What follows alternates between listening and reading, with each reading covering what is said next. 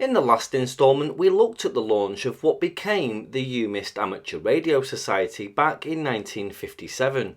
It ran for nearly 20 years from the biochemistry building before falling inactive. However, in 1980, the new club secretary, Duncan Wheelhouse, set out on a mission to find out information regarding the club and its call signs.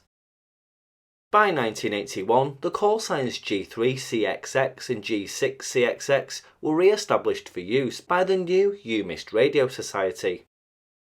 After a move to a new location on the top floor of the Sackville Street building, the club was once again operational, and after Duncan put the feelers out for new recruits, it had over 30 members during its first year.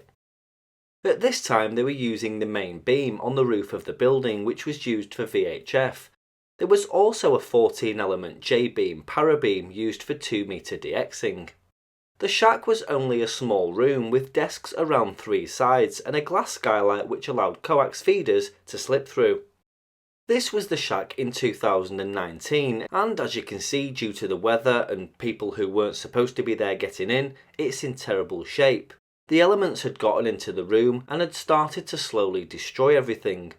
When it opened, there were 2 operating desks in the new shack. One desk was used for HF with a Yaesu FT101E, Kenwood TR9000, an amplifier, and ATU. The other desk was used for VHF and UHF equipment. There was also a bookcase and filing cabinet in the main room. As technology moved forward, computers and other equipment were installed in the shack to allow packet and data modes to be used. A storage room next door was used as a secondary shack, but later became used as storage for scrap equipment and unfinished and shelved projects. Numerous feeders enter both rooms from the skylights in the roof, and access to the roof next door allowed members to install, maintain and remove various antennas. Groups of students met in the UMIST Student Union Bar on Thursday evenings, and about once a month did some activities such as a visit to a radio rally, a visit to BBC Radio Manchester and BBC Moorside Edge transmitters, amongst others. The station was particularly active on Friday evenings, especially after members had met for drinks in the student union below. One student was fascinated with HF SSB and often stayed in the shack all of Friday night, working Grey Line DX such as the USA at dusk and Australia at dawn. There's a telescope on the roof next door, and quite often he, an astronomer and the security guard would be the only people in the massive building all night. During 1980 to 1982, the main shack had a Yaesu FT101E transceiver with a 1 kW amplifier into a HF beam, and a HF long wire gave capability for 1.8 MHz to 30 MHz. There was also a 144 MHz beam and collinear, and a 433 MHz beam, as well as a 1.3 GHz transceiver with a small beam and transverter. At the club's peak in around 1982, there was around 100 members, and 60 to 70 of these members had radio licenses. The shack keys used to be held in the UMIST Security Gatehouse on Sackville Street, and you could sign them in and out upon producing an ID card. Interestingly, there were 2 small rooms on the roof of the Sackville Street building itself, accessible only via ladder and hatch. This is where Radio Rag lived. It was an entirely illegal student pirate radio station. The station operated with numerous different configurations over the years, but generally on the north end roof was a 50-watt Redifon mono transmitter on 88.6 MHz, as well as a 100-watt Pi Stereo FM transmitter on 103 MHz. The history of Radio Rag is for another episode, but I will tell you about the private repeater network set up in 1982 by Students for Communication across the city of Manchester. In this roof space we just discussed was the unofficial GB3MU, a private repeater for members of Radio Rag, MU being the initials for Manchester University. GB3MU was set up during the era before mobile phones, and luckily for those involved, before the era of synthesized scanners. The wide open spaces of 430 MHz weren't easily eavesdropped upon. VFO scanners didn't exist, and what FM equipment did exist was crystal controlled. The input was on 430.4875 and the output 439.7375. This had fantastic coverage over around a 10-mile radius. GB3MU also operated around 143.850 during its lifetime as well, and was of course not licensed. The repeater was also located down in Altrincham to the south for a short time during Radio Rag's existence. The south end roof of the Sackville Street building also housed a 1332 kHz 100 watt medium wave transmitter, as well as other miscellaneous bits of Radio Rag remote control equipment.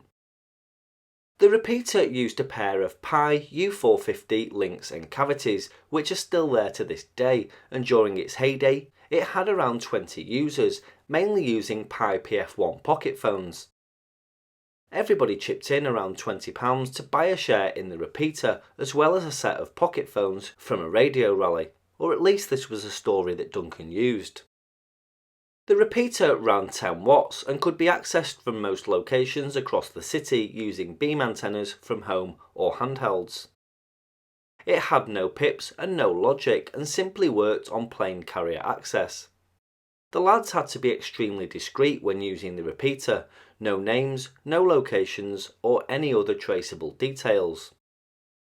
There were actually two other repeaters in use during the days of Radio Rag. One in Duckingfield was in the loft of a Manchester Polytechnic lab technician, and another one in Altrincham separate to GB3MU was at the house of a UMIST postgrad student.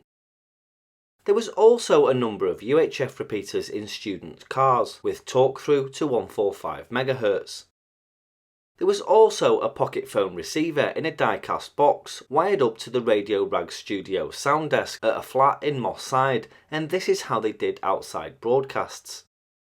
People involved in Radio Rag also had a private repeater at a major TV transmitting station in South Wales, also on 430 and 439 MHz. It had astonishing coverage from the top of a 750-foot mast. There was also a 145 MHz dipole on top of the mast at Holm Moss. There were actually a number of spare coaxes up the mast at Holm Moss, and this dipole was connected to a spare one. It enabled coast-to-coast coverage with a couple of watts on FM, although it needed a cavity filter on receive to sieve out 250 kilowatts of radios 2, 3 and 4 FM just a few feet away. The students also used 143.850 MHz. Again, at the time, most amateur receivers didn't go below 144 MHz unless modified, so it was a useful private channel with a bit of discretion. They also experimented with phone patch and a simplex in-out on 143.850. It worked by cross-connecting cables and manually keying the transmit on and off, but it didn't have automated logic, so it was never used. By this time, VHF scanners and VFO tunable receivers were coming onto the market, and having student telephone calls popping up just below 2 meters would have quickly been noticed, not to mention easily identifiable. By the end of the 1980s, the repeater network was gone without trace except the relics hidden in the UMIST roof. The Pi transmitters and cavities still remain in the roof to this day after over 40 years of neglect. Activity at the UMIST Club wound down during the late 1980s, and there's no mention of it publicly after this time. Membership numbers dwindled in the later years due to the decline in popularity of amateur radio amongst younger people. Many members moved back to their hometowns and countries after graduating, and a lack of new members led to the club being disused, with the exception of a few members of staff. The most recent recollections of the club come from sometime in the early 1990s, where amateurs began to get packet radio type interference drifting across their conversations on 70 centimetres, which turned out to be a faulty transmitter at the university. The packet transmission was on 433.625 and it seemed normal, but there was a pair of spurious sidebands as well, and they drifted across the band. The amateurs listened to the drifting signals and compared them with non-drifting ones, and by timing their appearance they were able to identify the genuine transmission associated with the spurious drifting one. Then all they had to do was decode the packets to get the call signs. So that's the second instalment in the history of the UMIST Radio Society. Join me in the next one as we look at the final years of the Shack and visit again in 2022 to see what 17 years of neglect has done to this amazing place.